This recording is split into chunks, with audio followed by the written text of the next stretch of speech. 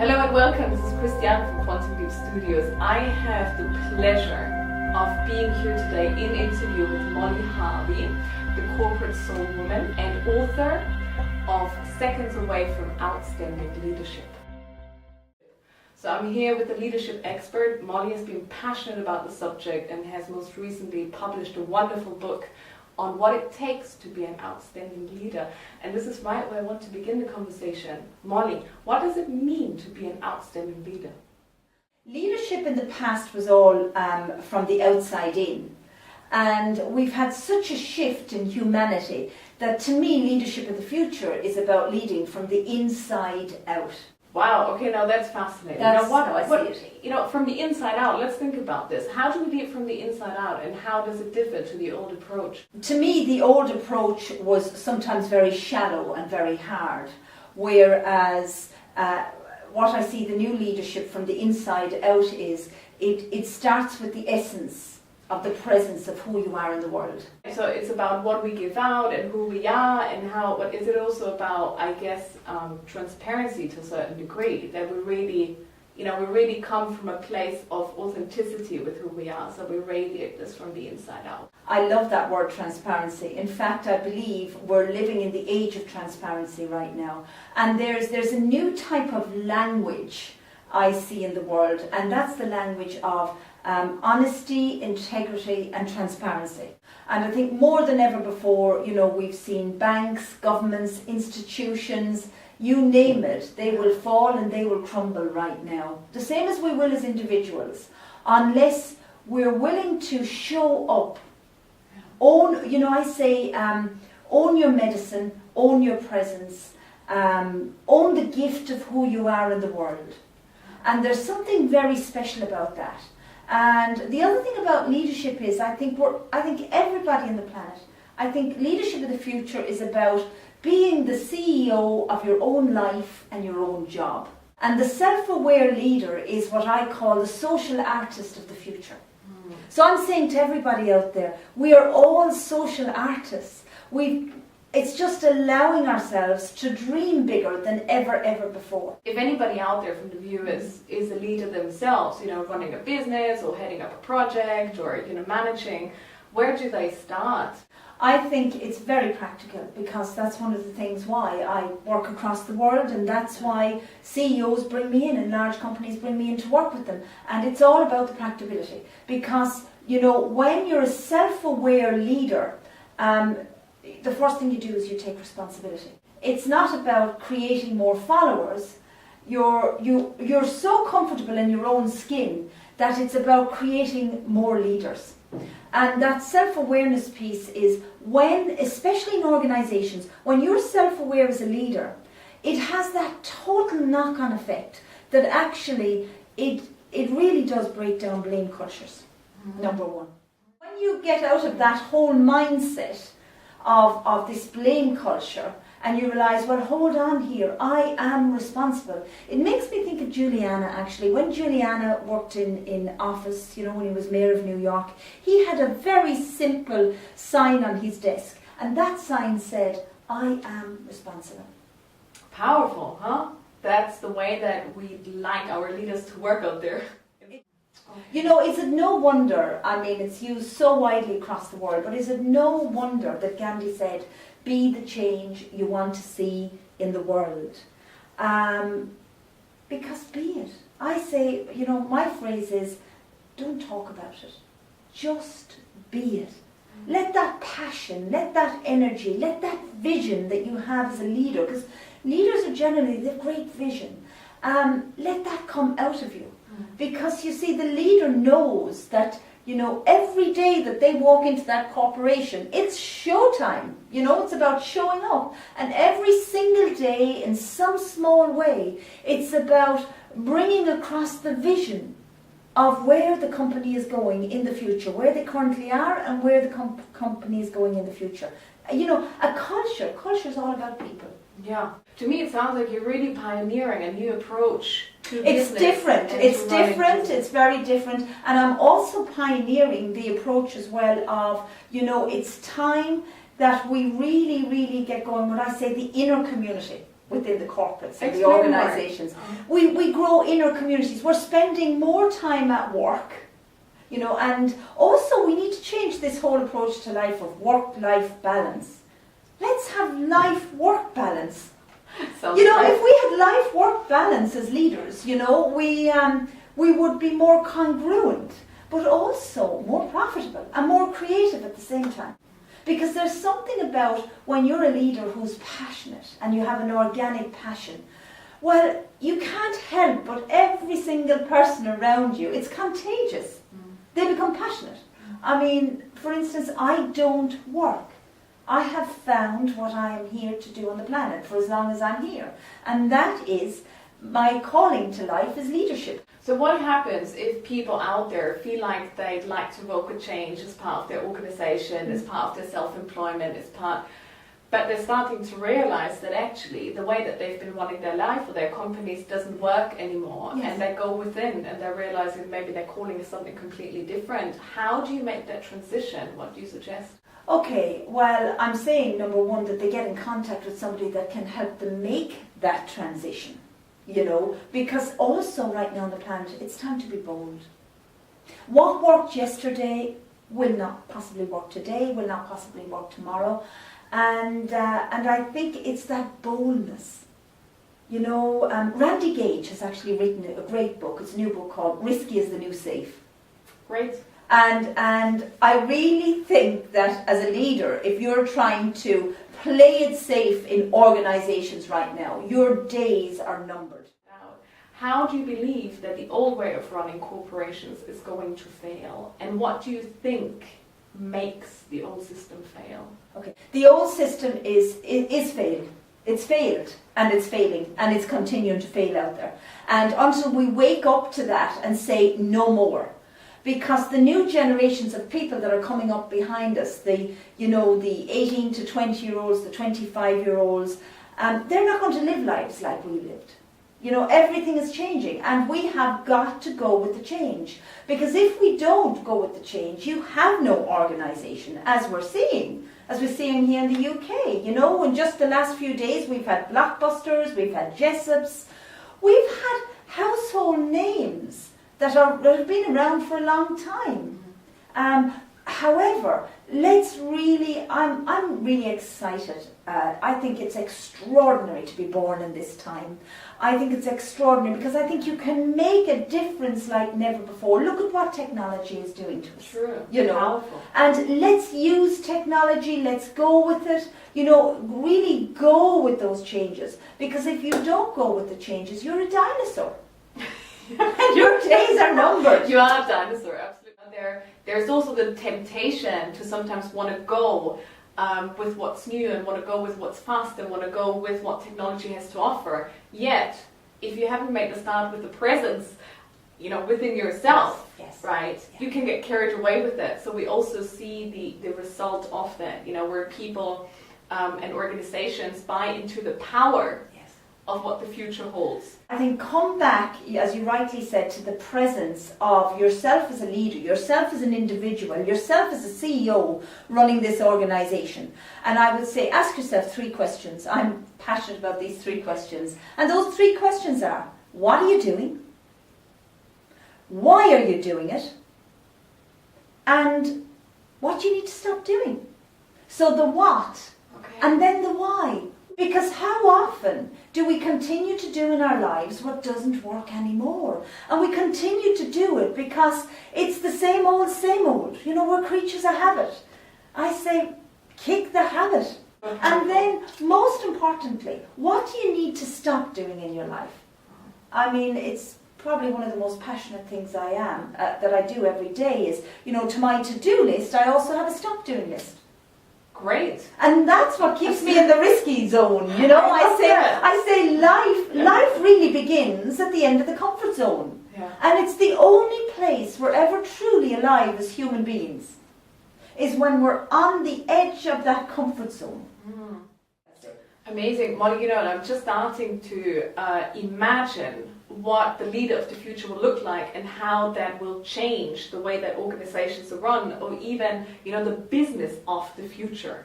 Do you see that? do you see what a business of the future will look like and what kind of values it will be based on, or how will it differ? Yes, I do. Yes, I do. And I see a business of the future being very, very aligned. The people that work in the company will be totally aligned with the company values. And I also see the businesses of the future as the people having more say. You know, from the bottom up to the top down, whatever, I really do. I see more virtual companies in the future. I really do. No need for the likes of, you know, big skyscrapers that we've had in the past, etc. I really do see this in the future. Virtual offices, virtual workplaces, cloud-based Yes, I see lots of hot huddles. You know, they're happening in corporates now where people come together and they have hot huddles, latest thing. And the hot huddles is, you know, people get together and they have a problem. And then they share and they co-create. That's what I'm talking about. Businesses of the future, they're going to co-create. Wonderful. So they're dreaming the dream of the business, the vision of the future together into the future. And to co-create, you have to also have a sense of an emergence within a company. And when there's a sense of emergence, people and individuals come forward and they start to co-create. It's powerful, Molly, because you talk about the need for the leader of the future to be aligned from the inside out. Totally. And then, of course, as a result, right, the people that he places as part of his visions are CEOs and visionaries themselves, you know, stepping into a part of the organization's puzzle, coming alive with offering their skills to the bigger picture. So, you know, the leaders are aligned, right? Totally, total alignment are aligned. One of the things I teach across organizations, which I'm very passionate about, is the leaders of the future knowing their top 3 strengths. So they would know their top 3 strengths. But in turn, he or she would know the top 3 strengths of the current team around them. Why? Because it's that cohesiveness. Yeah. So again, it goes back to that lovely, lovely quote by Mother Teresa. She said to Bob Geldof once upon a time, she said, you know, Bob, she said, you can't do what I can do. I can't do what you can do. But Bob, together, we'll create something extraordinary. We're a strong team, right? And look at together we're a team. Yeah. Because I mean, Christiane, you know, we're very different. But let the differences embrace. Absolutely. Let the differences within the organisation synergize. Yeah. And you have that synergy. Yeah, right. Oh. And organisations and people and across the world right now, we're evolving. I love that word, evolving. We're evolving to a whole different way of beingness and of doing things in the world. Because if I look back at the 80s was all about just do it. You know, that doing. Do it. Never, you know, never mind it, just do it. And when you just think of it was. But actually, you can burn yourself out like that. Yeah, you can. For sure. If it doesn't have direction. Absolutely. And to me, the leader of the future action is so important. But the action comes from the beingness. I'm passionate about goal setting, or intuitive action is what I call it, intuitive action. And but I also think that we have to keep it simple. And as you know from coming to our Corporate Soul office, you see that I love the Disney approach. So we build the walls. The walls become our future, as you know. You know, we just build lots of storyboards, etc. But we also keep it quite simple. So I again use a question and approach. So some of the questions might be, well, what do we know for sure that we want to happen in the organisation in 2013? What do we know for sure is going to happen? And then we really explore, well, what do we want? So it's really standing in the present. So we're looking at the present, but we're also walking into the future. Okay. So we have both present and future goals. Okay. Jack Walsh said, begin with the end in mind. Yeah. How clever. Yeah. You know, so you have, and you work back. But then the thing that I do that's quite different, I think very different is, I'm passionate about the small steps. Small steps over time create massive results. Yeah. So it's all about breaking down those to the smallest of steps. Okay. Really breaking it down. Because what we don't talk enough about in business is we set goals. You see people setting goals at the beginning of the year or the end of the year, and then those goals go into a drawer and they're never really talked about much. No, repetition is the key. Yeah. And that's why, that one of the things I bring to organisations is I bring thinking journals. So every manager, every leader, every team worker, the CEO from the top down will have a thinking journal. And they will be able to have with them those on a page, goals on a page of what they have set for the organisation. And that's there with them every day throughout the year. So you're connecting back in all on a the daily time, basis. all the time, Yeah. all the time. Yeah. Keep it simple. Simple works. That's the way I think about it. And then, when they have things like their hot huddles, because the other thing I see where organisations who are not coping so well right now, it's meetings, bloody meetings. These meetings, quit these long meetings. Yeah. Honestly, I know. have a hot huddle for 15 minutes and get around and problem solve. And, one company I'm working in right now, one factory, they've just assigned that they're going to bring whiteboards in all along the factory floor.